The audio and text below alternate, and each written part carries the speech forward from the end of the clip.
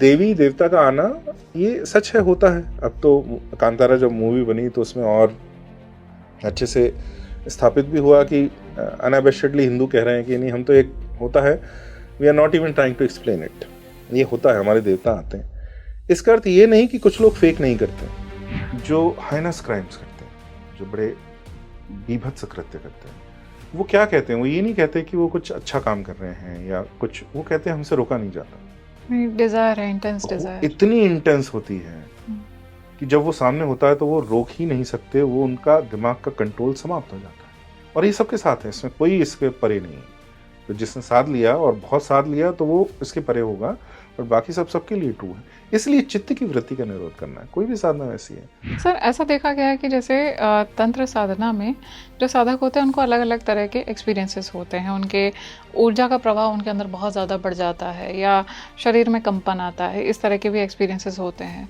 अनगिनत एक्सपीरियंस हो सकते हैं, और कौन सा एक्सपीरियंस पे आपको फोकस करना है नहीं करना है आपको पता नहीं है, अनलेस कि आपके गुरु जो हैं वो आपको गाइड ना कर रहे हो। उनको एक तो अपने जीवन का एक्सपीरियंस है, दूसरे शिष्यों को गाइड करने का एक्सपीरियंस है, और शक्ति का अधिकार है, मतलब उनको इंट्यूटिवली उनको समझ में आता है कि क्या सही है क्या गलत है। बुद्ध की कहानी हमने सबने जानी, तो बुद्ध की कहानी से आप समझ सकते हैं, जो बहुत प्रसिद्ध ज्ञानी है उनकी कहानियों से आप समझ सकते हैं। बुद्ध की कहानी में मरा नाम का डीमन है, जो जब बुद्ध निर्वाण के पथ पर हैं, जब वो जा रहे होते हैं, लास्ट में उनको मरा डीमन मिलता, मतलब मरा राक्षस जो है वो मिलता है। मरा राक्षस कहता है कि मैं तुम्हें जितने ब्रह्मांड हैं इन सब का एम्परर बना दूंगा।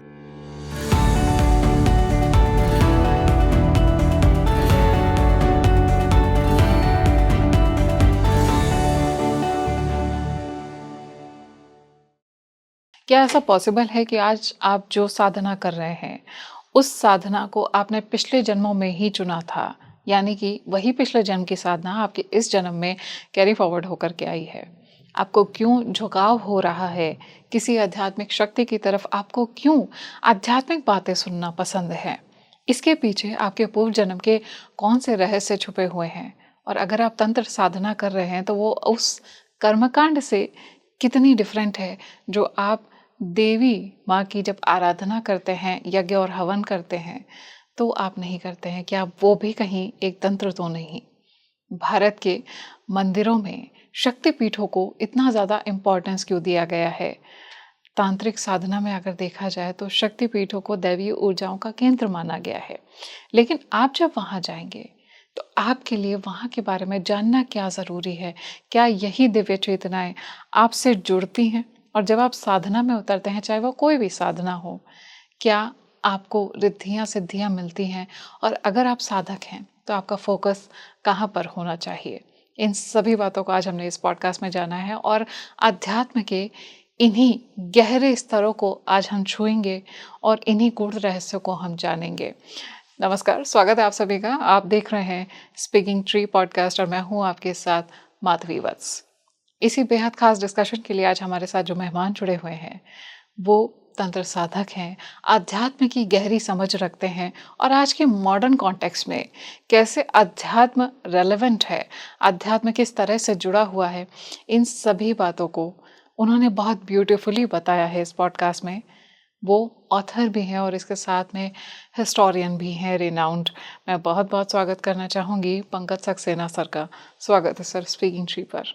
नमस्ते सर, हम अभी बात भी इसी पे कर रहे थे और मेरे अंदर मैंने देखा है कि इस चीज़ को लेके बार बार सवाल आता है, हमारे व्यूअर्स के अंदर भी क्यूरियोसिटी आती है, जो हम देखते रहते हैं कि क्या जो पिछला जन्म है उसमें हमने जो इच्छाएं की वही आज का हमारा प्रारब्ध बना रहा है, वही आज का हमारा इस बर्थ को शेप दे रहा है? देखिए, ये तो अब मैं उस दृष्टि से तो कह नहीं सकता कि मैं सब कुछ सत्य देख रहा हूँ, परंतु जैसा मैंने सुना है पढ़ा है, तो ये किसी एक जन्म के ऊपर तो निर्धारित है नहीं, ये तो कई सारे जन्मों के ऊपर निर्धारित है। तो जैसे मैंने पहले भी कहा था कि हमारी डीएनए में भी, हमारी बॉडी में 98% से ऊपर डीएनए डॉर्मेंट है, उसका कोई आपकी बॉडी पर अभी इस जन्म में कोई इफेक्ट नहीं है। 1.5% के अंदर ही सारा ये जो आप इतने डिफरेंट हैं स्पीशीज़ हैं के इंडिविजुअल हैं, इससे अंतर पड़ता है। इसी तरीके से इस जन्म में आपका जो आपके पिछले जितने भी कर्म हैं, जो इस जन्म का प्रारब्ध है, वो एक मिक्स है उन सारे जन्मों का। अब वो कैसा मिक्स है, रैंडम है, नहीं है, मैं नहीं जानता। लेकिन वो किसी एक जन्म के ऊपर निर्धारित नहीं होता, तो वो इतना सिंपल नहीं है। Of course it is based on past lives, but ऐसा नहीं है कि वो किसी एक जन्म पर निर्धारित है, ऐसा क्लियर नहीं है।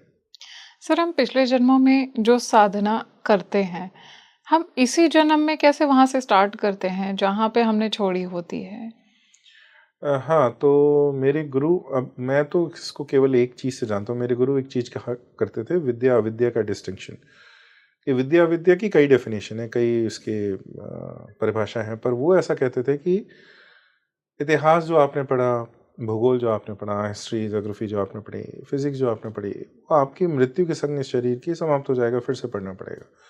परंतु जो आपने साधना कर ली है उसमें आप वहाँ से आरंभ करेंगे अगले जन्म में। तो वो विद्या है जो अक्यूमुलेट होती है, जो कैरी ओवर जो होता है। जैसे छुट्टियां कैरी ओवर, अगर आप साल की जो हैं छुट्टियां अगले साल कैरी ओवर हो रही हैं कि नहीं, तो अगले जन्म में जो कैरी ओवर हो रहा है वो विद्या है, बाकी सब अविद्या है।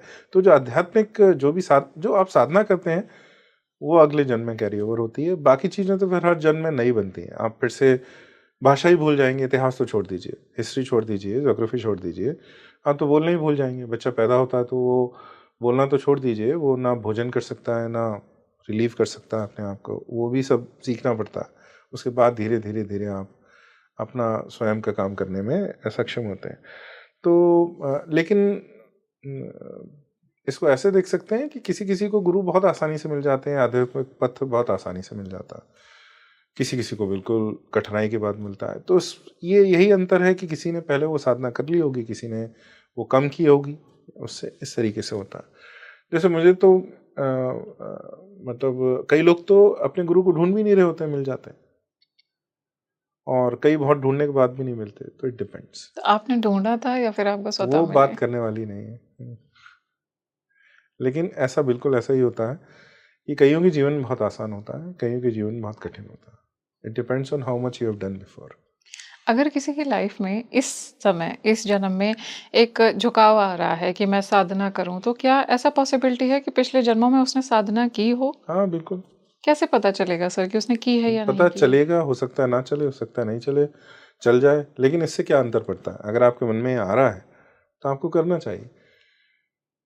पास्ट लाइव्स हैं, इसको समझना इसलिए इम्पोर्टेंट है कि नेक्स्ट ना हो। अगर पास्ट ही आपको इतना फैसिनेट कर रहा है कि आप उसी के बारे में ही चिंतित हैं, तो आप संसार में और फंस जाएंगे, निकलेंगे नहीं। तो जब भी साधना होती है, गुरु यही बताते हैं कि ज़्यादा पास्ट लाइफ के बारे में सर्च नहीं करना है, उस समय कैसा था, पिछले जीवन में कैसा था। बोले सब ये तो ये हिस्टोरियन का दृष्टि है, ये थोड़ी रखनी है। इससे क्या होगा? क्या जान के कर लोगे एग्जैक्टली तुम कैसे थे, किस जगह रहते थे, क्या करते थे? हाँ ठीक, ये जानो कि ऐसा होता है, जन्म बार बार होता है, जब तक कि आप एफर्ट करके इस प्रक्रिया से ना निकल जाए। पर एग्जैक्टली किस जन्म में क्या हुआ है ये ऑक्यूपेशन नहीं है। ये once again is a very अधार्मिक दृष्टि टू लुक एट इट।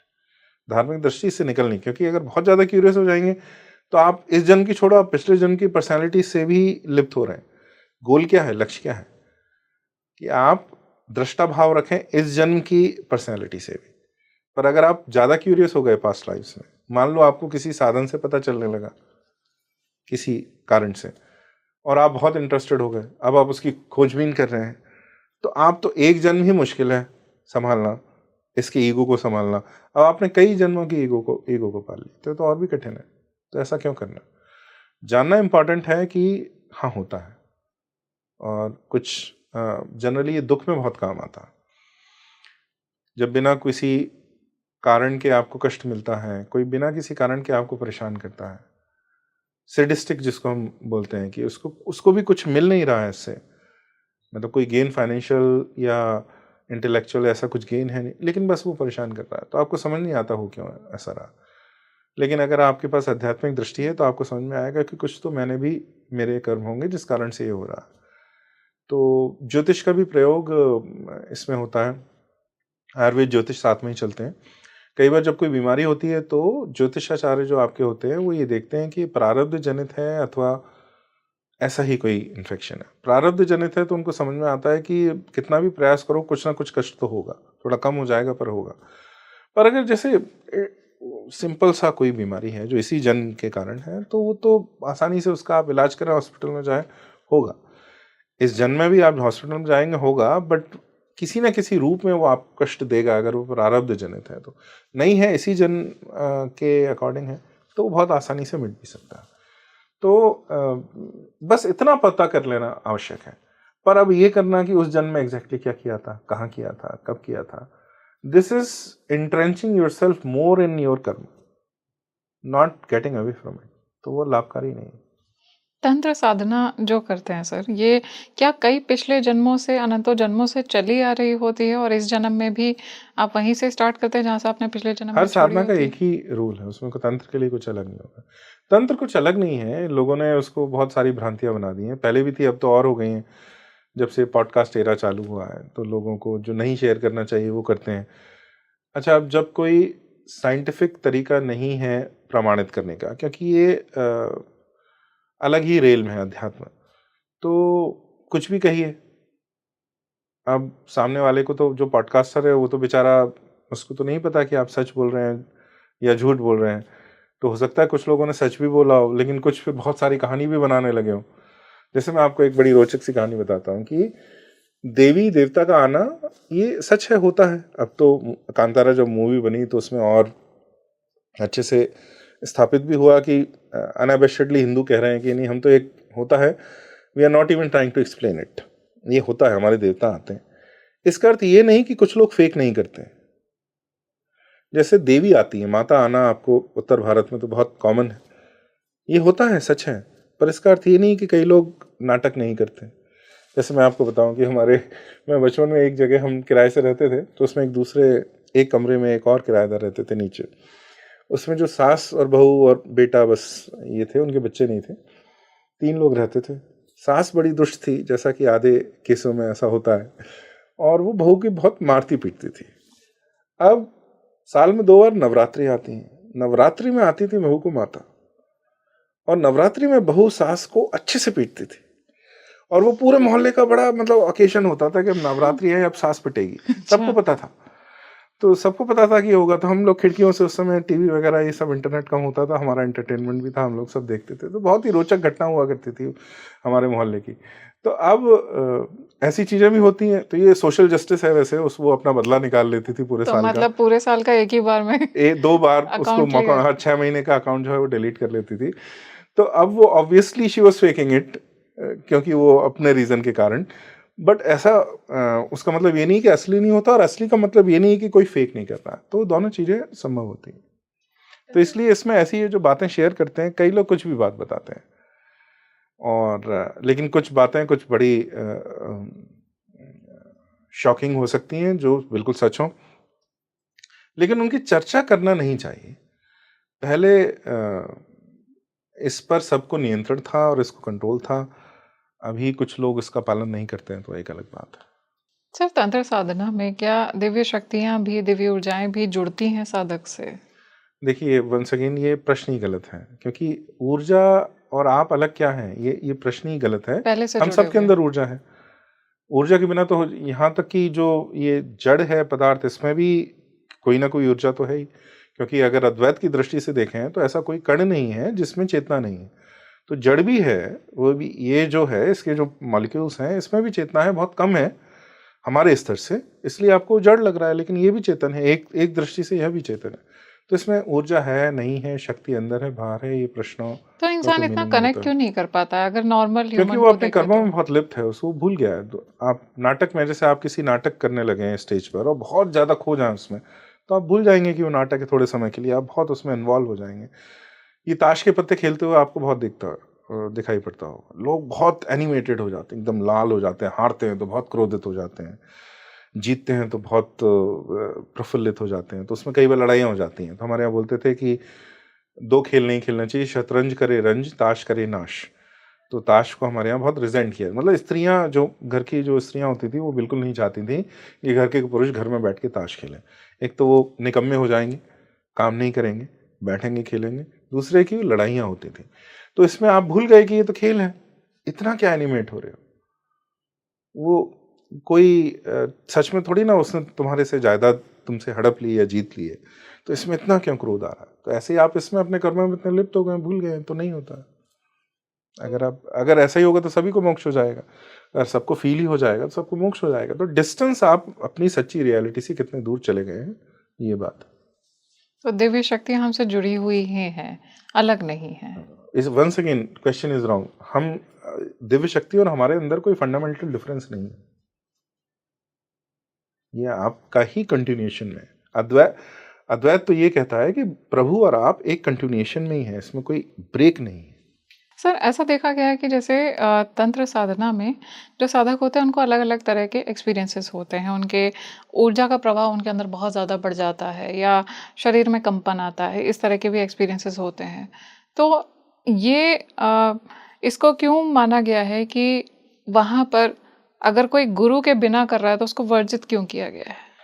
क्योंकि बहुत सारे ऐसे एक्सपीरियंसेस होंगे। अब वंस अगेन इसमें आपको बहुत और कम्पिटेंट जो लोग हैं वो बहुत अच्छे से बताएंगे, परंतु अनगिनत एक्सपीरियंस हो सकते हैं, और कौन सा एक्सपीरियंस पे आपको फोकस करना है नहीं करना है ये आपको पता नहीं है, अनलेस कि आपके गुरु जो हैं वो आपको गाइड ना कर रहे हैं। उनको एक तो अपने जीवन का एक्सपीरियंस है, दूसरे शिष्यों को गाइड करने का एक्सपीरियंस है, और शक्ति का अधिकार है, मतलब उनको इंट्यूटिवली उनको समझ में आता है कि क्या सही है क्या गलत है।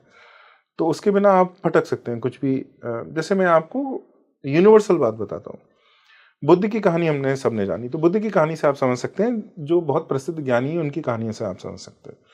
बुद्ध की कहानी में मरा नाम का डीमन है, जो जब बुद्ध निर्वाण के पथ पर हैं, जब वो जा रहे होते हैं, लास्ट में उनको मरा डीमन मिलता, मतलब मरा राक्षस जो है वो मिलता है। तो मरा राक्षस कहता है कि मैं तुम्हें जितने ब्रह्मांड हैं इन सब का एम्परर बना दूंगा, इन सब का जो सरगना बना दूंगा। मैं तुम्हें इस पूरे विश्व की जो वेल्थ है, स्त्रियां, वेल्थ, ये सब कुछ दूंगा। And he keeps rejecting all of that. तो वो उन सबको रिजेक्ट करके आगे बढ़ते रहते हैं, क्योंकि सही साधना में यही बोला जाता है। अगर आपको गुरु का गाइडेंस नहीं है तो आपको जो बीच के पावर्स हैं आपको लगने लगेगा यही गॉड है और यही अल्टीमेट स्टेज है, और आप उसको you will mistake the intermediate stage for the ultimate stage. ये आप ऐसा समझे, आप एक बिल्डिंग चढ़ रहे हैं जिसमें आप जिस बिल्डिंग पर हैं उसका कैरेक्टर ऐसा है, उसके ऊपर की सारी जितनी भी माले हैं वो सब इनविजिबल है। अच्छा। इस माले पर आप खड़े हैं, आप साधना करते हैं तो नेक्स्ट माला विजिबल होता है। बट अगर आपने उससे ऊपर साधना नहीं की तो आपको हर माले पे लग सकता है दिस इज द अल्टीमेट। जैसे जो भोगवादी हैं, मटेरियलिस्ट हैं, उनको लगता है कोई साधना वाधना कुछ है ही नहीं, शक्ति कुछ है ही नहीं, खाओ पियो मौज करो इतना ही है। तो ये स्तर जो शरीर का स्तर है यही है, तो जो फर्स्ट ग्राउंड लेवल है यही अल्टीमेट लेवल। उनको लगता है कोई बिल्डिंग है ही नहीं, उनके लिए पूरी बिल्डिंग इनविजिबल है। और जो शक्ति के और धीरे धीरे जो ऊपर चढ़ते हैं उनको एक एक माला करके विजिबल होता है। इसमें आप जहां रुक गए वहां आपको ये लगेगा कि ये अल्टीमेट है। तो अल्टीमेट जो रियली अल्टीमेट है उसमें बहुत कम लोग पहुंच पाते हैं। उसका कारण है कि बीच में बड़े प्रलोभन है। किसी को धन पसंद आ जाता है, किसी को यश पसंद आ जाता है, किसी को कुछ और लुभा जाता है। तो ये सब क्या सिद्धियां रिद्धियां देती हैं, ऑफर हाँ, वो करती तो हैं? अपने आप ही होता है बीच में, क्योंकि आपकी शक्ति बढ़ती है। जैसा कहा जाता है हनुमान चालीसा के अंदर, जैसे अष्ट सिद्धि नवनिधि के दाता, तो सिद्धियां हैं वो तो अपने आप वो होगा ही होगा। जैसा जो बहुत, ये हमारे सामान्य लोगों की बात नहीं, लेकिन जो बड़े साधक हैं उनके संग तो होता ही है। अगर वो केयरफुल नहीं रहेंगे तो वो उसका बहुत दुरुपयोग कर सकते हैं। उनके हाथ से दुरुपयोग बहुत बड़ा हो सकता है। लॉर्ड ऑफ द रिंग्स आपने देखी है, ये बहुत अलग है, लेकिन मैं उसको एक उदाहरण देता हूँ। तो उसमें लॉर्ड ऑफ द रिंग्स में गैंडोल्फ से वो बोलता है कि अगर ये रिंग इतनी ही पावरफुल है और इसको खोने का डर है तो आप क्यों नहीं पहन लेते, because you will use it for good. And वो कहते हैं कि yes that is how I will start, but that is not how it will end, because ultimately the ring will take over me. तो इस वो ये तरह कहते हैं की कि मैं भी इतना शक्तिशाली नहीं हूं कि अल्टीमेटली तो इसका जो प्रलोभन है मेरे को ग्रस लेगा और अंत में मैं भी बुरा ही करूंगा, ऐसा वो कहते हैं। इस तरीके से जो मैंने माले का आपको एक उदाहरण दिया, ये कोई रियली नहीं है, उदाहरण आपको दे रहा हूं। तो कई रिलीजन्स में, जो प्रोफेटिक मोनोथिस्टिक रिलीजन्स हैं, उनमें ऐसा हुआ है कि जैसे अगर आप बाइबल में जो गॉड की अवधारणा देखें तो वो आपको राम स्वरूप जी जो कहते हैं, योग सूत्र अगर आप पढ़ें तो हमारे यहाँ चित्त भूमि के स्तर बताए हैं कि क्षिप्त विक्षिप्त चित्त भूमि, ये लोअर चित्त भूमि है। और फिर एकाग्र चित्त भूमि जो हायर समाधि है जहाँ जिसमें लगती है, और फिर निरुद्ध चित्त भूमि जहाँ से कुछ नहीं निकलता, जो सबसे ऊपर है, जो परम है, स्तर पर है। तो ये जो गॉड है, जो बिब्लिकल गॉड है, उन्होंने कहा है क्षिप्त और विक्षिप्त चित्त भूमि से, क्योंकि ये तो एंग्री भी होता है, ये तो किसी को सजा भी दे देता है, ये तो जेनोसाइड भी कर देता है, तो जो डिस्क्रिप्शन है उसमें। तो ऐसा कई रिलीजन्स में हुआ है कि वो लेसर स्टेजेस पे सेटल हो गए, लेकिन जो कई सारे हैं, जैसे बौद्ध धर्म, जैसे हिंदू धर्म, सनातन धर्म, जैसे बहुत सारे जो प्राचीन धर्म है, जैसा संदो धर्म कोरिया का, शिंतो धर्म जापान का, ऐसे बहुत सारे धर्म हैं जो बिल्कुल चरम स्तर पर गए हैं। तो वो जो धर्म है, जैन धर्म, वो जो धर्म है, वो आपको परम स्तर पर ले जाते हैं। बाकी फिर बीच में अटकने वाले भी हैं जिनको आप रिलीजन के नाम से भी जानते हैं, इसलिए उनके नाम पे बड़ी वायलेंस होती है। अगर आप दूसरे का रिलीजियस स्ट्रक्चर तोड़ रहे हैं तो इसका मतलब कहीं ना कहीं कुछ ना कुछ कमी है जो ये अधिक करते हैं, जो दूसरों का। कुछ मूर्ख लोग हर समुदाय में हो सकते हैं, उनकी बात छोड़िए, पर अगर ये मेन है तो वो क्यों होता है? क्योंकि आपको उनका गुरु नहीं है कोई प्रॉपर गाइडेंस करने वाला। किसी को एक स्पिरिचुअल एक्सपीरियंस हुआ जो हाफ एक्सपीरियंस था, उसको उसने फुल एक्सपीरियंस समझ लिया, और उसमें इतना सब कुछ खराब हो गया, वायलेंस हुई, आगे हिस्ट्री में अभी तक हो रही है, या ऐसा कुछ हो जाए। तो इसके बचाने के लिए सनातन धर्म में गुरु की एजेंसी हमेशा लगती थी। तो गुरु बहुत स्ट्रिक्टली कंट्रोल करते हैं ऐसी टेंडेंसीज को। सर, जैसे अभी हमने बात किया कि सिद्धियां जैसे अपने आप आती हैं, लेकिन उनके वशीभूत आपको नहीं जाना है, वरना वो ओवर पावर कर लेंगी। तो ये सिर्फ सिद्धियों के स्तर पे होता है, या जैसे कोई तंत्र साधक अगर ऐसी शक्ति को जागृत करना चाहता है, जैसे वो डाकिनी को साध रहा है, इस तरह की शक्ति हो गई, तो क्या ये भी उसी तरह का इम्पैक्ट डालती है इंसान के ऊपर? ये प्रश्न का उत्तर तो आप किसी और से पूछिए, वही सही रहेगा। मेरा क्वेश्चन ये है कि जैसे इंटरनली एक तो जो आप जा रहे हो एज अ बाई प्रोडक्ट, आपको सिद्धियां मिल रही हैं, आप उससे ना हटो, अपने मोटिव से आप ना डिगो, इसलिए आप उस पर ध्यान नहीं दे रहे हो, otherwise they will over power. लेकिन क्या ये जो एक्सटर्नल एनर्जीज हैं, ये भी साधक की चेतना पर इम्पैक्ट डालती हैं? सब कुछ इम्पैक्ट डालेगा। आप कितने शक्तिशाली हैं उसके ऊपर ये निर्भर करता है कि आप उससे आगे जाएं या नहीं जाएं। और कुछ जो आजकल शब्दों का प्रयोग होने लगा है, वो तो केवल आप पॉडकास्ट पे ही दिखेगा और उसके बाहर नहीं है, तो उसमें बहुत ज़्यादा नहीं, बस उसको इतना स्तर पर समझना चाहिए। मैं तो वहीं रहूँगा जो हमारे शास्त्र कहते हैं। वो ये कहते हैं कि आप लक्ष्य, जो गुरु भी कहते हैं कि लक्ष्य में है आगे बढ़ते रहना साधना में, कहीं रुकना नहीं, अटकना नहीं, इतना इतना समझना चाहिए। ऐसा क्यों किया गया सर कि तंत्र विद्या को बहुत ही सीमित रखा गया? क्योंकि नहीं तो मूर्ख लोग उसका दुरुपयोग करेंगे, मूर्ख और दुष्ट लोग उसका दुरुपयोग करेंगे, जो कर रहे हैं अब। तो खाली कुछ ही लोगों को क्यों दिया गया? वो कैसे पता चलता है कि पात्र, ये तो गुरु को पता चल जाता है, उसकी साधना इतनी है कि उसको पता चल जाता है कि शिष्य में है ये शक्ति या नहीं, तो वो तो उस हिसाब से करते हैं। और इसलिए ये हजारों साल से चली आई है परंपरा, और अभी तक इंटैक्ट है। इसका मतलब ये है कि बहुत शक्ति से वो आगे बढ़ रही हैं। सर, मैंने ऐसा देखा है, जैसे अलग अलग शक्तियों को तंत्र में साधा जाता है, माँ भगवती को साधा जाता है, ललिता त्रिपुर सुंदरी को भी साधा जाता है। तो ये जो शक्तियाँ होती हैं, ये चुनती हैं साधक को जो इनकी साधना करेंगे, या फिर ये कम्प्लीटली एक ह्यूमन के हाथ में है कि वो किसे चाहता है, किसे साधना चाहता है, किसे पूजना चाहता है? वंस अगेन प्रश्न गलत है। जैसे मैं आपको एक उदाहरण देता हूँ। एक ग्लास में पानी है, उसमें आपने इंक मिलाई। अब इंक पानी में मिल रही है, पानी इंक में मिल रहा है, आप किसी भी दृष्टि से देखिए। लेकिन इतने सारे देवी देवता में से वही क्यों? मैं यही पूछ रहा हूँ। इंक, मैं आपको उदाहरण पे ध्यान देने के लिए, इंक पानी में मिल रही है, पानी इंक में मिल रहा है, तो आप दोनों देवता की तरफ इंक जा रहे हैं, पानी में मिल रहे हैं। देवता आपकी तरफ, देखने का दृष्टि है, कोई भी बात सही हो सकती है। और तंत्र साधना में ऐसा है। Once again, all of this is, tantra seems very exotic. Vaishnav साधना भी ऐसी ही होती है। आप साधने का क्या मतलब है? आपको जो गुरु ने मंत्र दिया है, उसको आप एक समय पर, एक स्थान पर बैठ के बार बार करेंगे, तो आपका चित्त और स्थिर होगा, जो आपके मन में सारे साधना का योग सूत्र। इसलिए योग सूत्र बहुत बहुत कम है ना। एक बहुत सुंदर सी सरल भाषा में एडविन ब्रायंट की अंग्रेजी में पुस्तक है योग सूत्र के ऊपर।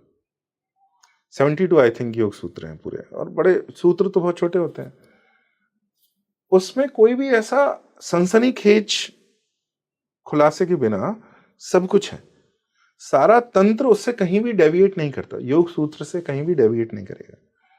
जो आपकी साधना है उसमें सब कुछ ही होता है। जब आप डिफ्रेंशिएट करते हैं हर देवी देवता की पूजा में, तो आपकी साधना में बहुत सारी जो चीज़ें, अब तो ये ऐसा है कि इंटीरियर डेकोरेशन में अब प्रश्न यहाँ हो रहा है कि कंट्री को डेवलप करना है, और आप उस कंट्री के, एक स्टेट के, एक सिटी के, एक कॉलोनी के, एक बिल्डिंग के, एक कमरे के इंटीरियर डेकोरेशन के, एक प्लांट के, उसमें आप फंस गए कि ये वाला हरा पत्ता क्यों होता है, वो लाल क्यों है। तो अभी वो बात कहाँ चल रही है? मोदी जी बैठे हैं डच प्राइम मिनिस्टर के साथ, तो अभी तो बात आप ब्रॉड उस पर करेंगे। तो जो आपने जो प्रश्न पूछ रहे हैं उसके बजाय शास्त्र जो ये कहता है, शास्त्र ये कहता है कि आप कोई भी साधना करें, चाहे तंत्र साधना हो, चाहे कोई दूसरी साधना हो, दूसरा कोई ऐसा क्लियर कट ऐसा डिस्टिंक्शन होता नहीं है। वैष्णव साधना में भी आप किसी का मंत्र पढ़ेंगे, आप उसको प्रैक्टिस करेंगे, और सारी साधना का लक्ष्य है आपके चित्त को स्थिर करना। योग सूत्र का सेकंड सूत्र है योगश चित्त वृत्ति निरोधा। अब इसका क्या मतलब है? चित्त की वृत्तियों का निरोध करने वाला, what calms the tendencies of the mind is the goal of yoga. ये उसका पूरा लक्ष्य है। कोई भी साधना हो, हर साधना का लक्ष्य चित्त की प्रवृत्तियों को शांत करना है। जो भी ये नहीं कर रहा है वो साधना नहीं है, या आप गलत कर रहे हैं। तो इसमें तंत्र और वैष्णव और शैव और शाक्त में कोई अंतर नहीं। तो सर जैसे तंत्र साधना है तो उसका अल्टीमेट गोल क्या है? सारी साधना का अल्टीमेट गोल मोक्ष होता है, और किसी साधना का और कोई अल्टीमेट और अगर कोई किसी शक्ति को जैसे फोकस करके उनकी साधना कर रहा है तो वो इनकम्प्लीट मानी जाती है? हाँ, बिल्कुल इनकम्प्लीट है। उसके फल मिलेंगे लेकिन बिल्कुल इनकम्प्लीट है। तो सारी साधना का जो लक्ष्य है वो चित्त की वृत्तियों का निरोध करना है, तो still the tendencies of the mind which is not easy. मैं बात अभी कितनी भी कर लूँ, अगर मेरी चित्त की टेंडेंसीज पूरी तरह रुक गई होती तो मैं इस पॉडकास्ट पर भी नहीं आया होता। जैसे ज्ञानी तो नहीं आते, ज्ञानी नहीं मिलेंगे। तो बात यह है कि पॉडकास्ट पे ज्ञान की बात करने वाले सारे अज्ञानी ही होते हैं, इंक्लूडिंग मी। तो वो लॉ है, क्योंकि अगर ज्ञानी होंगे तो वो यहाँ नहीं आएंगे। तो हम वहां तक पहुंचने का प्रयास कर रहे हैं, या नहीं कर रहे हैं, या आरंभ कर रहे हैं। तो बात ये भी समझ के चलनी चाहिए, पॉडकास्ट पे ज्ञान की बात करने से ज्ञान नहीं होता। बिकॉज लिसनिंग और reading about knowledge doesn't make you knowledgeable. Otherwise यही बात है धर्म को जो मोनोथीज्म से अलग करती है। हमारा सारा धर्म अनुभूति पर आधारित है। जब तक आपको अनुभूति नहीं है उस चीज की, तब तक वो शब्द कहने से, रिपीट करने से कुछ नहीं होगा। वंस अगेन बहुत मूवी का उदाहरण लेता हूँ, बहुत सुंदर है, हैरी पॉटर सबने देखी है। अवाडा केडावरा जो मंत्र है, अब जैसे मैंने अभी बोला, वहाँ कहते हैं अवाडा केडावरा ये डेथ है, तो बोले अभी क्यों नहीं मरा? तो बोले वो पूरा उसको साधना पड़ता है, तब जाके कहने से उसका असर होता है, नहीं तो बड़बड़ाते रहो उससे कुछ नहीं होगा। तो इसी तरीके से क्योंकि ये बात उन्होंने सही पकड़ी, जो प्राचीन काल में ईसाइयत से पहले, क्रिश्चियनिटी से पहले जो यूरोप हुआ करता होगा, उसमें ऐसे ही तंत्र और मंत्र और एक प्राकृतिक वो भी सभ्यता थी, तो उसमें ये सब हुआ करता होगा। तो उसका वहाँ पर बड़ा स्ट्रॉन्ग वहाँ पर पावर शक्ति रही, और अभी भी कुछ स्ट्रेन्स में कंटिन्यू होती है। तो वही बात हमारे बारे में भी सही है। तो इसी तरीके से हमको इसको समझना चाहिए, बजाय कि उसको एग्जॉटिक ज़्यादा बनाने के। उसका योग सूत्र, सेकंड योग सूत्र को हमेशा याद रखना चाहिए। किसी भी साधना का लक्ष्य है चित्त की वृत्ति का निरोध करना। पूरा निरोध हो जाएगा तो आपके अंदर डिजायर ही नहीं बचेगी कुछ करने की। हाँ, कई बार क्या होता है कि समाज कल्याण के लिए कुछ ज्ञानी भी कुछ बोलते हैं, जैसे रमन महर्षि बहुत प्रसिद्ध हमारे ज्ञानी हुए तमिलनाडु में। तो ज्ञान होने के बाद भी वो बोले, बहुत कम बोलते थे, पर उनके पास जब कुछ शिष्य आते थे ज्ञान के लिए, बड़े ऊंचे प्रश्न पूछते थे। तो ऐसे प्रश्न जो हम अभी बातचीत कर रहे हैं और जो मैं उत्तर दे रहा हूँ, इनसे तो रमन महर्षि बोलेंगे ही नहीं। वो चुपचाप देखते भी नहीं थे, बैठे रहते थे। अगर कोई बहुत ऊंची कोटि का प्रश्न कोई साधक आया तो वो उसको कुछ कुछ उत्तर देते थे। तो ये लोक कल्याण में कई ज्ञानी कभी कभी ऐसा करते हैं, बोले उसके लिए एफर्ट नहीं करेंगे। वो जहां बैठे हैं, अगर कोई, जैसे निसर्गदत्त महाराज, एक और आई एम दैट करके बड़ी प्रसिद्ध पुस्तक है, तो वो मुंबई में बीड़ी बेचने का काम करते थे, पर ज्ञानी थे। और तो उनके पास जब लोगों को समझ में आया कि ये बड़े ज्ञानी हैं, उन भीड़ लगने लगी, सब लोग आने लगे, तो लोगों ने उनके शब्द रिकॉर्ड किए। रमन महर्षि ने खुद कभी कुछ पब्लिश नहीं किया, लोगों ने उनके शब्दों को रिकॉर्ड करके उनके भक्तों ने पब्लिश किया। मीराबाई ने कभी खुद कुछ पब्लिश करने का प्रयास नहीं किया, रिकॉर्ड करने का। दूसरे जो उस पथ पर थे या उससे बहुत दूर थे, उनको लगता था कितना महत्वपूर्ण है, लोक कल्याण के लिए हो सकता है, वो रिकॉर्ड करते थे।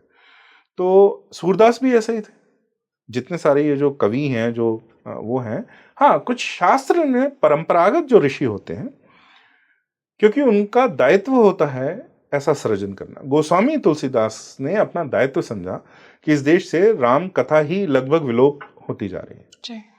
और अगर क्योंकि संस्कृत, अब लोगों में इतना ज्ञान रहा नहीं संस्कृत का, वाल्मीकि उस समय प्रिंटिंग प्रेस तो थी नहीं, तो वाल्मीकि की रामायण अब प्रतियां भी नहीं है। बीच में जो आक्रमण इस्लामिक अटैक्स हुए उसमें सब जला भी दिए गए, मंदिर भी चले गए, तो वो भी बहुत लॉस हुआ। अब अगर इसको डायलेक्टिकल लैंग्वेज, डायलेक्ट में नहीं कहा गया तो राम कथा लोग भूल जाएंगे। तो उन्होंने अपना ज्ञानी होते हुए भी उन्होंने अपना दायित्व समझ के राम कथा लिखी, जो मानस के रूप में आप जानते हैं।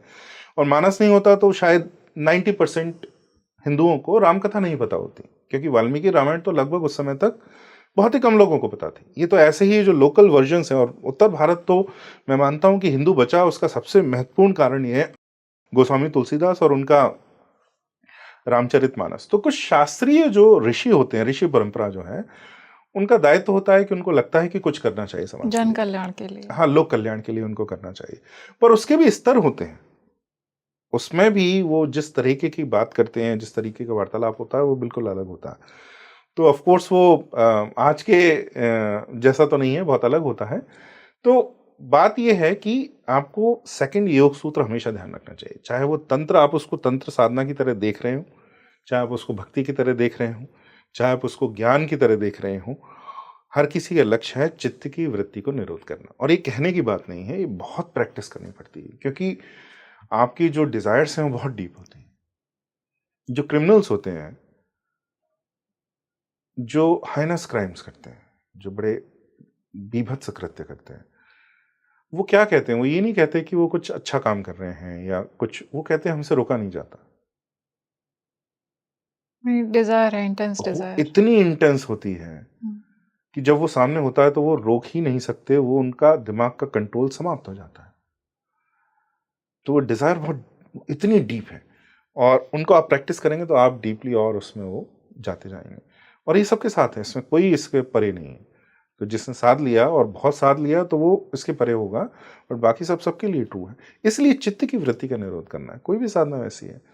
और आप उसका यूज करके अगर उसको इंटरमीडिएट गोल्स को लेकर पैसा, पावर, यश ये सब पा रहे हैं, तो आप और उसमें नीचे जा रहे हैं।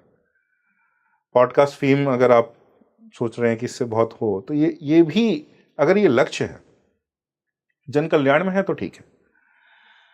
बट अगर जन कल्याण नहीं है, आपका ही कुछ पर्सनल लक्ष्य है, तो फिर वो एक बड़ा गंदा सा फ्रेज है जो इस दिशा में सही होगा।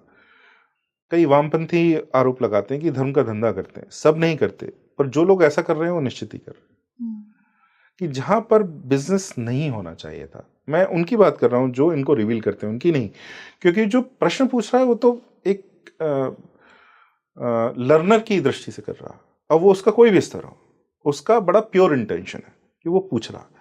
पर अगर आप अपने अधिकारों को वायलेट करते हुए कई चीज बता रहे हैं, तो गलती वो उत्तर देने वाले की है, प्रश्न पूछने वाले की नहीं है। प्रश्न तो सदैव ऐसे ही पूछे जाते रहे।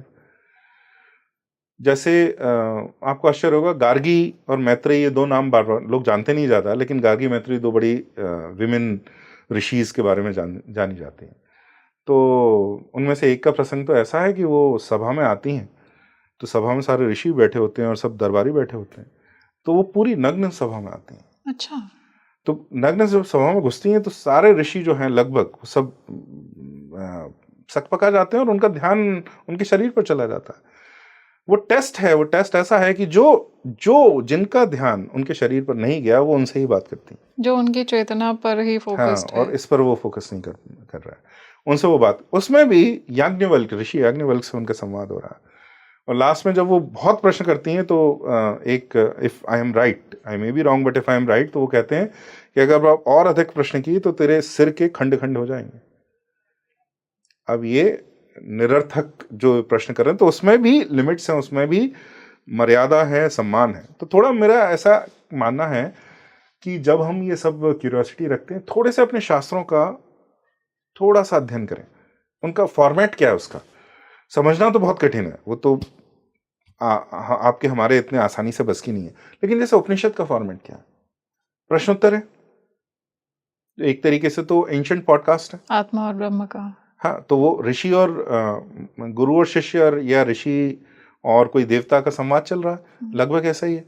तो उस संवाद में लेकिन किस प्रकार के प्रश्न है, किस प्रकार की जिज्ञासा है, किस लेवल की? हाँ, वो जो शिष्य है वो शिष्य किस स्तर का है, वो क्या प्रश्न पूछ रहा है। आप शौनक प्रश्न पूछते हैं, शौनक प्रश्न वो बड़ा सुंदर है, मैंने अपनी पुस्तक में भी लिखा है। वो ये पूछते हैं कि tell me that by knowing which everything else becomes known. अच्छा। मुझे वो बताइए जिसको जानने से बाकी सब ज्ञात होता है। अभी प्रश्नों का प्रश्न है, एक एक करके क्या जानूं। Tell me that by knowing which everything else becomes known. अब ऐसी सभ्यता जिसमें ये प्रश्न पूछा जा सके, ऐसा शिष्य जो ये प्रश्न पूछ सके, उसका स्तर क्या होगा। तो मतलब एक को जान लिया तो सब उससे जान हाँ, ऐसा क्या, वो कोर क्या है, वो सीड क्या है, मेरा कहने का अर्थ क्या है, वो प्रश्न कितना डीप है, हाँ, कितना हायर लेवल तो का। वो कहाँ कितना उन्होंने सोचा होगा उसके ऊपर, कितने सालों उसमें साधना की होगी। थोड़ा शास्त्रों का फॉर्मेट स्टडी करना चाहिए। सर, जो साधक हैं, साधना कर रहे हैं, चाहे कोई भी साधना कर रहे हैं, तंत्र साधना कर रहे हो, उनकी और एक नॉर्मल ह्यूमन की कॉन्शियसनेस में कितना अंतर होता है? अब कितने को आप क्वांटिफाई नहीं कर सकते। अंतर ये होता है कि उनका वंस अगेन योग सूत्र का दूसरा जो सूत्र है, उनका अपनी चित्त की वृत्तियों पर बड़ा कंट्रोल होता है कि उनके सामने ऐसी कोई चीज होगी जिसकी वो डिजायर रखते होंगे कभी, लेकिन उसको कंट्रोल कर सकते हैं। वो उनका शरीर उनके मन के उनका मन और शरीर उनके मस्तिष्क के कंट्रोल में है। मन भाग नहीं रहा है, मन कंट्रोल नहीं कर रहा है, वो मन को कंट्रोल कर रहा है। ये है, ये इस तरह है। अब इसको क्वांटिफाई करना तो मुझे नहीं लगता सही है, लेकिन चेंज ये है। और आप जितना कर लें, जो ज्ञानी हो गया वो पूरा, उसको एब्सोल्यूट कंट्रोल है 100%। जिसको ज्ञान हुआ 100% कंट्रोल है। अगर आप बीच में कहीं हैं तो उतना है। हो सकता है कि बहुत बड़ा प्रलोभ, सबके अलग अलग प्रलोभन है। किसी को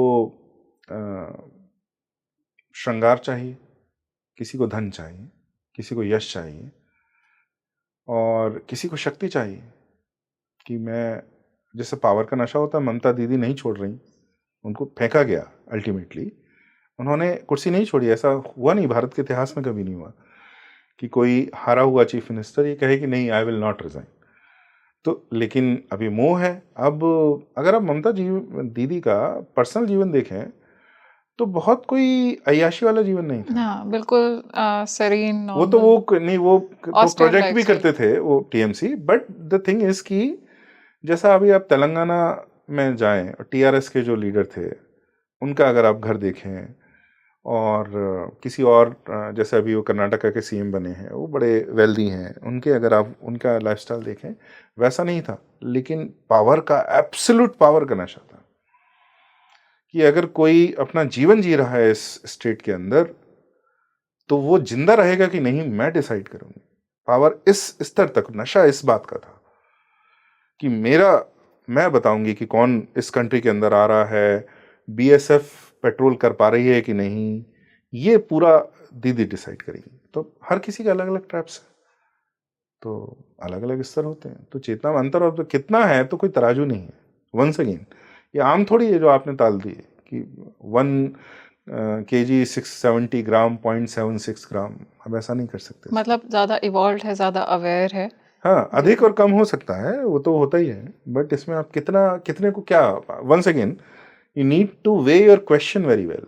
कितने से आप, व्हाट डू यू एक्सपेक्ट, कौन सा स्केल है। जैसे एक साइंटिस्ट अगर आप बैठेगा, साइंटिस्ट छोड़ दीजिए, साइंस का स्टूडेंट अगर बैठेगा, तो ये कहेगा कि जब आप कितना पूछ रहे हैं, it means you are asking about a quantifiable answer. Quantity पूछ रहे हैं, तो क्वांटिटी कौन से यूनिट में पूछ रहे हैं। लीटर में आंसर दूं कि किलोग्राम में आंसर दूं कि मिलीलीटर में आंसर दूं। मिलीलीटर तो चलो एक ही वो स्केल है, मतलब लीटर एक अलग स्केल है, किलोग्राम एक अलग स्केल है, अलग अलग स्केल्स हैं मेजरमेंट की। कौन से उसमें आंसर दूं, मेजरमेंट की स्केल क्या है। तो ये हमें, अध्यात्म भी इतना ही टेक्निकल है, ये ध्यान रखिए। तंत्र हो या वेदांत हो, ये इतना ही टेक्निकल है। तो जब आप पढ़ेंगे तो आपको अपने शब्दों को बहुत तोलना पड़ेगा। हर ग्रंथ आरंभ जब होता है तो वो वैल्यूज को, वो शब्दों को डिफाइन करता है कि इस शब्द का मीनिंग क्या है। जैसे साइंटिस्ट भी डिफाइन योर टर्म्स, वो कहते हैं कि अगर आप लेंथ बोल रहे हैं तो लेंथ का मीनिंग क्या है। वहां कुछ भी अज्यूम, अजम्पशन नहीं है, हवा में कोई बात नहीं है। विड्थ का मीनिंग क्या है, विड्थ की डेफिनेशन क्या है, लेंथ की डेफिनेशन, डिफाइन योर टर्म्स।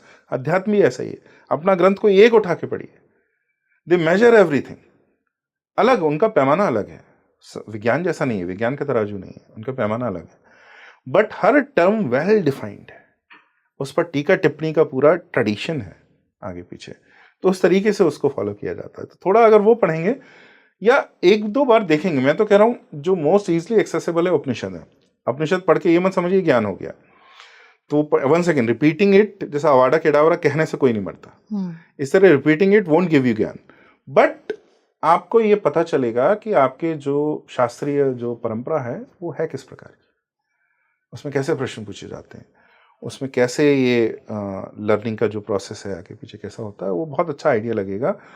मेरे अनुसार मुंडक उपनिषद, मांडव्य उपनिषद, प्रश्नोपनिषद, ये 3-4 जो हैं वो बहुत सरल तो नहीं कहूँगा मैं, ये आपको स्टाइल फॉर्मेट बता देंगे प्रश्नोत्तरी। सर, महादेव ने कहा जाता है कि मंत्रों को कीलित किया, मैंने ऐसा पढ़ा भी है कि महादेव ने मंत्रों को कीलित किया है। आज के समय में भी क्या मंत्रों में इतनी पावर है कि वो इंसान के अंदर बदलाव ला सकता है या इस तरह का इम्पैक्ट डाल सकता है जो शायद अगर गुरु के गाइडेंस में ना किया जाए तो भयानक हो सकता है? देखिए, मैं पूरे प्रश्न को वैलिडेट नहीं करता, कीलित वीलित करना ये सब वंस अगेन इंटरनेट टर्मिनोलॉजी है, बट बिना गुरु के अगर आप करेंगे तो मिसफायर होने के 99% से अधिक चांसेस हैं जो भी आप कर रहे हैं, क्योंकि आपको नहीं पता कि कहाँ आपसे गलती हो जाए, हो सकता है हाईएस्ट लेवल से जस्ट पहले गलती हो जाए। 100 अगर स्टोरीज हैं इस बिल्डिंग में, 99th पे आप मिस्टेक कर जाएं तो भी आप गिर जाएंगे। ये ऐसा है जैसे दही की हांडी फोड़ना होता है, वो बहुत सिंबॉलिक है हमारे यहाँ, उसको सिंबॉलिक मीनिंग है। अल्टीमेट नेक्टर जो स्टेज है उसको फोड़ना है, उसके पहले तक अगर आप रुक गए तो आप वापस आ के गिर सकते हैं लक्ष्य पूरा करे बिना। फोड़ के गिरते हैं तो लक्ष्य पूरा हो गया, इसका मतलब अमृत की हांडी टूट गई, और अमृत जो है सबको मिल गया। दही की हांडी वो अमृत का स्वरूप है। तो वो साधना में इस तरह का चक्र है वो, कि आपने ऊपर तक पहुंच गए, फोड़ ली, इसका मतलब अमृत आ गया, नीचे तक आ गया। लेकिन अगर एक स्टेज पहले तक भी अगर आप गिरे तो आपकी पूरी मेहनत जो है वो सब विफल हो गई। बुद्ध की हमने कहानी सुनी, उसमें यही है, लास्ट तक उनको टेस्ट किया जा रहा है, तो लास्ट तक हो सकता है। इसलिए गुरु के बिना तो करना लगभग असंभव सा है, कंप्लीटली असंभव नहीं है। जैसे बुद्ध की कहानी में समझ में आता है कि नहीं उन्होंने ऐसा किया, ऐसे बहुत कम लोग होते हैं, लेकिन मुख्यतः तो संभव नहीं है, और उसके बहुत कुछ खराब भी उसके परिणाम हो सकते हैं। मैंने ऐसा देखा है सर, जैसे तंत्र साधना में लोग जाते हैं शक्तिपीठ में दर्शन करने के लिए, जैसे तारा शक्तिपीठ है बंगाल में, और सिमिलरली कामाख्या देवी मंदिर में भी लोग जाते हैं। तो वहाँ पे जाना क्यों ज़रूरी है? क्या वहाँ पे ऐसी एनर्जी है जिससे आप कनेक्ट होंगे तभी आपकी साधना उस लेवल तक जाएगी? आप मनाली जाना क्यों ज़रूरी है? आप मनाली का वीडियो घर पे देख सकते हैं, उससे ज़्यादा अच्छा दिखता है। पर्सनली जाके उससे अधिक अच्छा दिखता है, लेकिन जो रियल एक्सपीरियंस है वो रियल ही है। तो इसी तरीके से मंदिर जाना, मंदिरों में क्योंकि वो बड़े प्रसिद्ध क्षेत्र हैं, वहाँ देवता और वहाँ कई सारे ऋषियों ने, तपस्वियों ने तप किया है, उससे वो स्थल जो भूमि है बहुत तप गई है वो भूमि भी, और इसलिए वहाँ पर बड़ा शक्ति का, देवी देवता का प्रभाव है, तो वहाँ जाना इम्पॉर्टेंट है। पर ऐसा कंपलसरी नहीं है, बहुत सारे लोग कहीं नहीं जाते। रमन महर्षि तो एक बार आके बस कहते हैं 8 वर्ष की आयु के बाद वो आके वहाँ बैठ गए, उसके बाद तो फिर वो कहीं गए ही नहीं। अरुणाचल पर्वत पर एक बार आके बैठ गए, एक ही तीर्थ गए वो एक तरीके से, उसके बाद कोई और नहीं गए। तो वो तो 4 धाम की यात्रा नहीं करी, उनको कैसे मोक्ष हो गया? ना 12 ज्योतिर्लिंग किए, वो केवल अरुणाचलेश्वर में वो बैठे, कोई सर्किट पूरा नहीं किया उन्होंने, लेकिन फिर भी हुआ। निसर्गदत्त महाराज का मुझे नहीं पता कितने क्षेत्र वो गए, लेकिन निश्चित ही बहुत सारे नहीं गए। बहुत गरीब से एक परिवार के वो, साधारण गरीब से परिवार के वो सदस्य थे, तो अपना वो छोटा सा परचून की दुकान लगाते थे और उसमें वो सारा काम करते थे, खर्चा वर्चा उनके घर का चलता था। तो कोई बहुत ट्रैवल तो नहीं किए होंगे जैसा आज हम लोग ट्रैवल करते हैं, लेकिन उसके बाद भी वो ज्ञानी थे। तो कंपलसरी नहीं है, बट हमारे क्षेत्र हैं 99% लोगों के लिए बहुत अच्छे रहते हैं, क्योंकि हम तो संसार में डूबे हुए हैं। हमें जाके वहाँ पर कुछ अगर बेटर अनुभव हो तो अच्छी बात है, और इसलिए वो होना ही ये क्षेत्र उन्हें हमें संवर्धन करना चाहिए, बचाए रहना चाहिए। तो सर ये शक्तिपीठों को तंत्र में इतना ऑस्पिशियस क्यों माना गया है कि वो तो हर संप्रदाय में उसकी पीठ को ऑस्पिशियस माना जाएगा। वैष्णव है, 108 दिव्य देशों में विष्णु के, उनके लिए वो बहुत महत्वपूर्ण है। देवता के स्थल तो महत्वपूर्ण माने जाएंगे, खाली तंत्र में शक्तिपीठ नहीं। मतलब जो ज्योतिर्लिंग है तो शैव संप्रदाय में उनको माना गया है, और दिव्य देशम है, पंच मुरुगन क्षेत्र हैं। हमारे यहाँ तो उनकी पूजा बहुत अधिक नहीं होती, तमिलनाडु में मुरुगन की पूजा बहुत अधिक होती है, और उनके पंच मुरुगन क्षेत्र हैं। और फिर ये जो पंच महाभूत क्षेत्र हैं शिव के, 4 तमिलनाडु के अंदर हैं, 1 आंध्र के अंदर है, उन सब के लिए वो वाली पीठ बहुत महत्वपूर्ण है। तो वहाँ उनके रिचुअल चलते हैं, वहाँ उनका जो पूजा अर्चना है वो चलती है। तो निश्चित ही कोई भी आपका जो सेंटर है वो तो महत्वपूर्ण हो गई आपके लिए। सर जो शक्तिपीठ हैं, क्या वहाँ पे सच में दैवीय शक्तियाँ जागृत अवस्था में प्राकट्य स्वरूप में हैं? इसके लिए तो अगर आप सारी शक्ति पीठ को टेस्ट करना है आपको, तो स्वयं ज्ञानी होना चाहिए, मैं तो नहीं हूँ।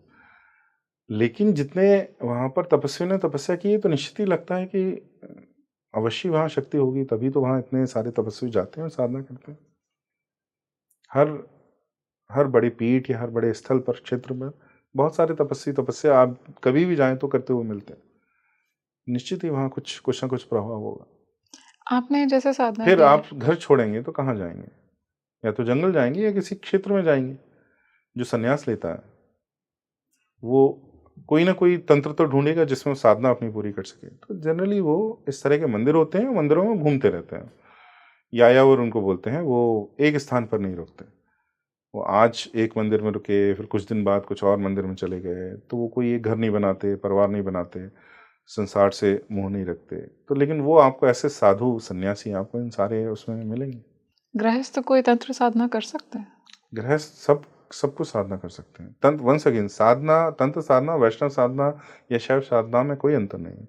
मैंने कहा आप अपने घर में दिया लगा के, मंदिर, अपने छोटे से मंदिर के सामने 2 जो आपकी मूर्ति रखी है या फोटो रखे हैं उसके सामने बैठ के मंत्र पढ़ते हैं, वो भी तंत्र ही है। तो वो तो गृहस्थ क्यों नहीं कर सकते? तो जो हम कर्मकांड कर रहे हैं वो भी तंत्र है। हाँ बिल्कुल। सर शिव और परम शिव में कश्मीरी शैविज्म के अकॉर्डिंग क्या अंतर है?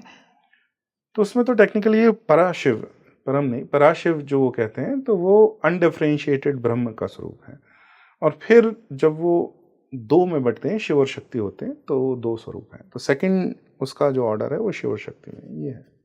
तो ये क्या हमारे, अगर कोई साधक साधना कर रहा है तो ये हमारे ही, यानी कि मनुष्य शरीर के भीतर ही लिबरेशन का मार्ग है, या फिर ये कुछ और है, something above the human body in some higher plane? आपको ऐसा सोचने की क्यों आवश्यकता है?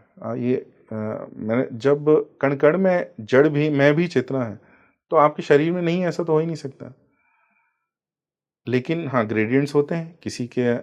किसी स्थान जैसा है कि जो मंदिर है, मंदिर में बहुत ऊर्जा है, क्योंकि वहाँ पर कई तपस्वियों ने तप किया है और देवता का स्थल है, इसी तरीके से है। पर इसके बारे में सोचने के बजाय हर किसी को मोक्ष प्राप्त हो सकता है, ये संभव है हमारे धर्म में, इस बात पर फोकस करना चाहिए। सर आज के यूथ को अगर साधना करनी हो तो अप्रोप्रिएट साधना कौन सी है जिससे वो इजीली अपनी सोल को असेंड कर सकता है? सबके लिए अलग अलग उत्तर होंगे। ये वन साइज फिट्स ऑल तो हमारे यहाँ होता ही नहीं। तो कौन सी साधना करनी है छोड़ दीजिए, मैं कह रहा हूँ, ये प्रश्न नहीं होना चाहिए। आप सबसे पहले अपने तीर्थ क्षेत्रों में जाइए, मंदिरों में जाइए, भगवान के दर्शन कीजिए। वहाँ कोई ना कोई आपको अवश्य मिलेगा, कोई ऐसा एक्सपीरियंस होगा जिससे कि आप सही पथ पर जाएंगे।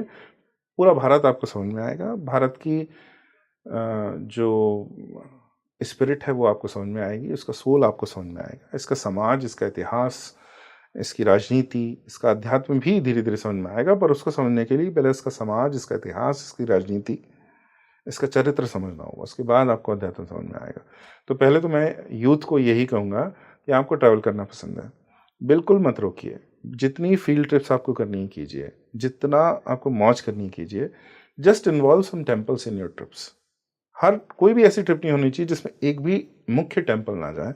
भारत में तो ऐसा कोई स्थल नहीं है जहाँ पर जाएं आपको टेम्पल्स ना मिले। तो आप जाएं, यू हैव फन। गोवा में जाइए, बीच पर खूब फन कीजिए। बट आप पौंडा, वो अंदर आप जाते हैं तो पौंडा में बहुत सुंदर, गोवा में लोगों को पता नहीं, बहुत प्राचीन बड़े सुंदर मंदिर हैं। अच्छा। उनकी बड़ी अच्छी कहानियां हैं उसके पीछे, और बहुत अच्छे से मेंटेन किए हुए एक क्षेत्र है।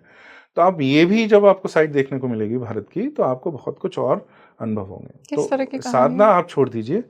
सबसे पहले तो go to your temples.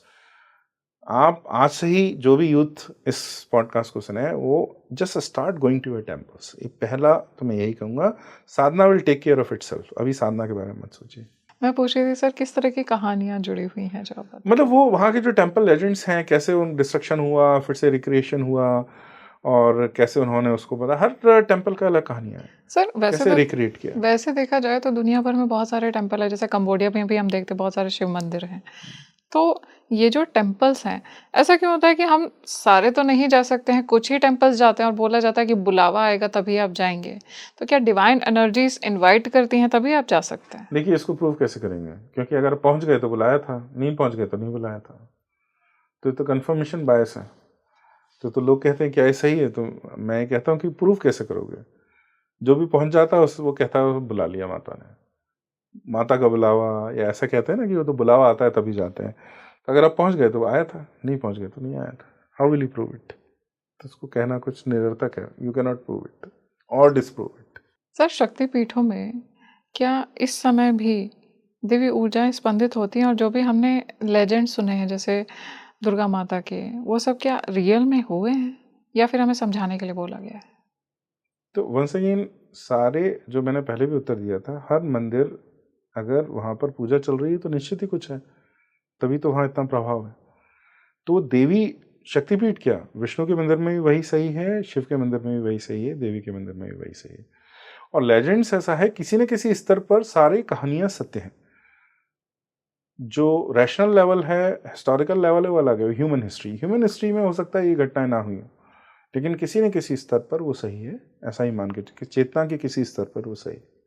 Kamakhya, मैं देखती हूँ कि कामाख्या मंदिर की तंत्र में बहुत ज़्यादा इम्पोर्टेंस है।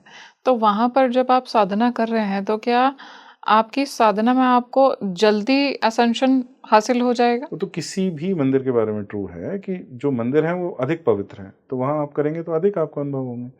परंतु अब वो तो क्या है, अब वंस अगेन पॉडकास्ट पे कामाख्या ज़्यादा फेमस हो गया।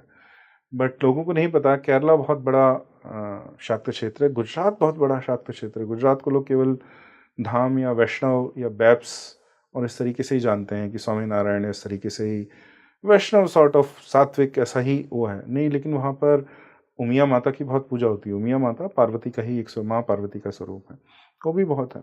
तो वो तो मैं कह रहा हूँ, इसलिए थोड़ा भारत को जानना चालू करें। इसलिए ये सारे प्रश्न will become better if you start going to your temples. ऐसे कौन कौन से टेम्पल है सर मेन जिसमें हमें जानना चाहिए, जिनके बारे में, और जहाँ हमें सारे ही, जाना मैं तो अभी चाहिए? तक 1600 से ऊपर गया हूँ, मुझे तो ऐसा कोई नहीं लगा जहाँ 1600? नहीं जाना चाहिए था। और अभी भी मुझे संतुष्टि है कि जब मैं मरूंगा तो there will still be temples I have not been to. अगर मैं ऐसे 5 मंदिर जानना चाहूँ जहाँ पर लोगों को मस्ट जाना ही जाना चाहिए अपनी लाइफ में, तो वो कौन से वो हो सबके सकते लिए अलग है, मैं अपने बता देता हूँ आपको। तो तमिलनाडु का आपको अलग अलग जगह से चूज़ करता हूँ। तमिलनाडु में बृहदीश्वर मंदिर है, आपको इतिहास राजा राज चोल ने बनवाया था, 1000 साल से ऊपर हो चुके हैं। अभी जितने टेम्पल्स हैं हाईएस्ट वही है। कोणार्क जब पूरा बना रहा होगा तो कोणार्क हाईएस्ट था। तो आपको अभी बृहदीश्वर टेम्पल थंजावुर एक टेम्पल हुआ है, वहाँ आपको अवश्य जाना चाहिए। कैलाश टेम्पल अल्लोरा महाराष्ट्र में है। रॉकेट टेम्पल है, एक ही टेम्पल से, एक ही पहाड़ से पूरा स्कल्पचर निकाला है, लाखों स्कल्पचर हैं उसी के अंदर, वो उसके अंदर से निकाले गए हैं। वो कोणार्क जो पुरी के पास में है, उड़ीसा में है, वो एक बहुत मंदिर है। 3 अगर आप ये लें। चौथा रुद्र महालय करके है, वो बहुत कम बचा है, पर अगर जब आप उसका प्लान देखें और जितना बचा है उसको अगर आप देखें, तो जब वो रहा होगा, भारत के सबसे भव्य मंदिरों में से रहा होगा। उसको बहुत ब्रूटली इस्लामिक इन्वेजन्स में तोड़ा गया। आज उसका 10% बचा हुआ। 10% इतना ग्लोरियस है कि जब वो पूरा होगा तो वो कैसा मंदिर रहा होगा। तो रुद्र महालय, और फिर कंदरी महादेव खजुराहो, ये 5 टेम्पल्स, एंशिएंट टेम्पल्स। ऐसे तो जैसे मान्यता में, शक्ति में, ऊर्जा में, जो भी आप बोलें, तो बहुत सारे ऐसे क्षेत्र हैं जो बाद में आए, जैसे मेरे जन्म स्थान के पास में दतिया का पीताम्बरा पीठ है, वो बहुत प्रसिद्ध है, या विठोबा मंदिर जो महाराष्ट्र में है वो बहुत प्रसिद्ध है, जो बाद में आए, परंतु वो बहुत प्रसिद्ध है। तो वो ये बहुत सब्जेक्टिव है। मैं केवल एंशिएंट टेम्पल्स बता रहा हूँ जो आज भी जीवित हैं, आज भी पूजा वगैरह होती है, या बहुत सिद्ध है। स्कल्पचर, आर्किटेक्चर, आइकोनोग्राफी से बहुत इंटरेस्टिंग है, तो उसमें ये 5 मैंने आपको बताया। सर, तंत्र साधना में जैसे अभी हमने डिस्कस किया था कि तारापीठ की भी इम्पोर्टेंस है, कामाख्या देवी की भी इम्पोर्टेंस है, इसके अलावा और कौन से मंदिर हैं तंत्र बहुत साधना के हिसाब बहुत से? सारे हैं, बहुत सारे हैं। मतलब गुजरात में भी बहुत सारे हैं, मध्य प्रदेश में बहुत सारे हैं, 64 योगिनी के बहुत सारे मंदिर हैं, उड़ीसा के अंदर 64 योगिनी के बहुत सारे मंदिर हैं, उड़ीसा के अंदर बाराही देवी के बहुत सारे मंदिर हैं। ऐसे कई सारे सेक्ट हैं, उन सेक्ट में देवी की अलग अलग तरह से पूजा होती है, उनके हर फॉर्म के फिर कई सारे टेम्पल्स भी हैं, तो ऑल ओवर इंडिया है। केरला में बहुत सारे हैं, भगवती के बहुत सारे टेम्पल्स हैं, कर्नाटका में हैं, कोल्लूर मूकांबिका है, केरला में बहुत सारे अलग अलग रूप हैं देवता के। तो इस तरह से पूरे भारत में हर क्षेत्र में आपको मिलेगा। सर, आपने बोला कि तंत्र साधना में इतने सारे टेम्पल्स हैं जहाँ पर हम जा सकते हैं। 64 योगिनियाँ तो माँ भगवती के आसपास ही रहती हैं, लेकिन अगर माँ के दिव्य स्वरूपों की बात की जाए जिनको तंत्र में साधा जाता है, उनके लिए कौन से ऐसे मेजर टेम्पल्स हैं जहाँ पर इंसान को जाना ही जाना चाहिए अगर वो तंत्र साधक है? वंस अगेन सब्जेक्टिव होता है, लेकिन जो सबसे प्रसिद्ध मंदिर हैं उनमें से तो जैसे माँ कामाख्या के तो मंदिर बहुत प्रसिद्ध हैं। हिमाचल में देवी की बहुत पूजा होती है, अनादत बहुत माँ का शाक्त क्षेत्र बहुत महत्वपूर्ण है, तो उसमें ज्वाला देवी का मंदिर है, जो ज्वालामुखी करके ही गांव है, जो कस्बा है, वहाँ पर वो उनका मंदिर है। फिर वहीं पर चिंतपूर्णी माता का मंदिर है, चिंतपूर्णी उसमें छिन्नमस्ता माँ का मंदिर है। तो इस तरीके से यहाँ है। फिर महालक्ष्मी का जो पीठ है कोल्हापुर की, वो बहुत महत्वपूर्ण है। कोल्लूर में कर्नाटक में मूकांबिका देवी हैं, वो बहुत महत्वपूर्ण है। और विजयवाड़ा में की जो देवी हैं वो बहुत महत्वपूर्ण है। इस तरीके से ऐसे बहुत सारे स्वरूप हैं, लगभग हर स्टेट में आपको मिलेंगे, लेकिन ये 5-6 मुझे जो याद है, वंस अगेन सब्जेक्टिव, किसी दूसरे की लिस्ट बिल्कुल अलग हो सकती है। सर, हमने यूथ की बात की है, तो यूथ आज के समय में बिल्कुल इवॉल्व है। अगर देखा जाए कि 20 साल पहले का जो एक इंसान था और आज के यूथ, दोनों की माइंडसेट मेंटालिटी में बहुत ज़्यादा डिफरेंस है। अगर वो जा रहे हैं टेम्पल, उनको किस माइंडसेट से जाना चाहिए? तो अपना हिस्ट्री, अपना कल्चर भी आपको स्पिरिचुअलिटी हो सकता है समझ में ना हो, या दूसरे आपको रियल ना समझ में आए, but you must surely be interested in your history, culture, engineering, आपका जो पास्ट है। तो स्कल्पचर, आइकोनोग्राफी, आर्किटेक्चर, आपके जो एंशियंट सिविलाइजेशन थी वो कितने अकम्पलिश थे कि उन्होंने इतना सुंदर वास्तु शिल्प ये सब बनाए, इतने मंदिर बनाए, ऑसम आर्किटेक्चर अगर उनकी भाषा में बोले, उन्होंने क्रिएट किया। तो आप पहले उस आर्किटेक्चर को जानिए, उस आइकोनोग्राफी को जानिए कि ये स्कल्पचर कैसे बनाया गया, इतना सुंदर है, कहाँ कहाँ कौन कौन सी कला थी, इसका मीनिंग क्या है, आइकोनोग्राफी का मीनिंग क्या है, फिर आप दूसरी चीज़ों में जाएं तो बेटर रहेगा। आध्यात्म को अगर हम देखें तो आज के यूथ को आध्यात्म के बारे में ऐसा क्या जानना चाहिए जो मस्ट है उनके लिए जानना? मैं कह रहा हूँ वंस अगेन, उनको मंदिर जाना चाहिए। वो मंदिर उनको खुद बता देंगे क्या जानना चाहिए, क्योंकि मंदिर से बड़ा कोई ऐसा स्थान नहीं है जहाँ पर ये सारी चीज़ें एक साथ आती हों। Once again they will encounter architecture, iconography, sculpture, history, culture, कम से कम इतना तो उन्हें मिलेगा ही। उसमें लगभग मैं समझता हूँ 90% लोगों को अपने इंटरेस्ट की कोई ना कोई चीज़ मिल ही जाएगी।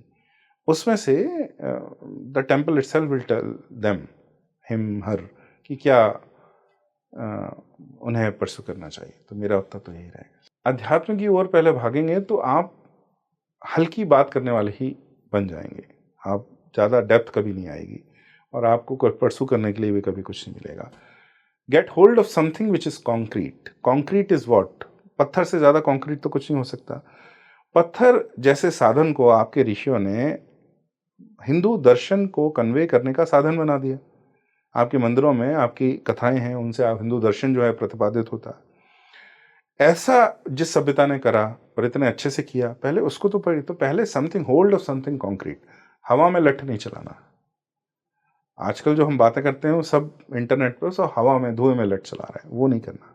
Get hold of something concrete which is your temples, literally concrete है, दे आर स्टोन, वेरी स्थूल, बहुत स्थूल है, आप उनको पकड़ सकते हैं, छू सकते हैं, देख सकते हैं, आंखों से दिखता है, स्कल्पचर आंखों से दिख रहा है, आर्किटेक्चर आंखों से दिख रहा है, आंखों से दिख रहा है तो आपकी इंद्री सबसे जो इजीली ग्रहण करती है आंखें, आंखों से आपको देखेगा, इससे आप बहुत स्थूल है, इट्स वेरी कॉन्क्रीट, और हाथ से छू सकते हैं। और लिविंग सिस्टम है तो आप प्रसाद खा सकते हैं, कुछ कर सकते हैं, वो एक अलग बात है, पर यहाँ पर आप यहाँ से चालू कर सकते हैं। इसके बाद आप जो है आध्यात्मिक रेल में जाएंगे, तो पहले से ही हवा में नहीं। मैं जितना समझ पा रही हूँ कि अगर आप स्पिरिचुअलिटी से कनेक्ट होना चाहते हैं तो आप अपने ही एक्सपीरियंसेस पे कनेक्ट होंगे, आप जाएंगे, आप जुड़ेंगे, कनेक्ट होंगे, तब आपका जो भी अनुभव होगा उसी पे ही आपका एक बेस जी। बनेगा। तो पहले कुछ करिए, पहले मतलब start doing something which is going to temples. एक तो हमारी इकोनॉमी को बढ़ाएगा, आपकी जो ट्रैवल की अर्ज है उसको सेटिस्फाई करेगा, और आप भारत को और अच्छे से समझेंगे तो भारत का भी भला होगा। Thank you so much sir for joining us today. आपने इतना समय निकाला और इतना कुछ बताया, और इस एस्पेक्ट से हमने अध्यात्म को पहले कभी नहीं एक्सप्लोर किया है जिस तरह से आज किया है। सो थैंक यू, आभार, नमस्ते। नमस्ते। देखिए, तंत्र का एक अपना अलग इम्पोर्टेंस है, एक अपना अलग स्थान है। जब आप घर में पूजा कर रहे होते हैं तो जो आप कर्मकांड करते हैं वो भी एक तंत्र है। दैवी ऊर्जाएं कहीं और नहीं है, आपके ही साथ में है। और अगर आप मंदिर जा रहे हैं तो आपको किस माइंडसेट से जाना चाहिए कि वो दिव्य ऊर्जाओं से आप कनेक्ट हो सकें, आज इन सभी बातों को हमने इस पॉडकास्ट में जाना है। अगर आपका ऐसा कोई प्रश्न है जो आप चाहते हैं हम सर से पूछें आने वाले एपिसोड में, तो उन्हें अपने नाम के साथ में और विश्व के किस कोने से आप हमसे कनेक्ट हो रहे हैं इसके साथ में ज़रूर शेयर करिए। आने वाले एपिसोड में हम आपके सवालों को ज़रूर लेंगे, हम आपके सारे ही कमेंट्स को पढ़ते हैं। इस वीडियो को ज़्यादा से ज़्यादा लाइक करिए, शेयर करिए, उन लोगों तक पहुंचाइए जिनको ज़रूरत है अध्यात्म को जानने की आज के मॉडर्न पर्सपेक्टिव से। खुश रहिए, मुस्कुराते रहिए, और आज के लिए मुझे दीजिए इजाज़त। नमस्कार।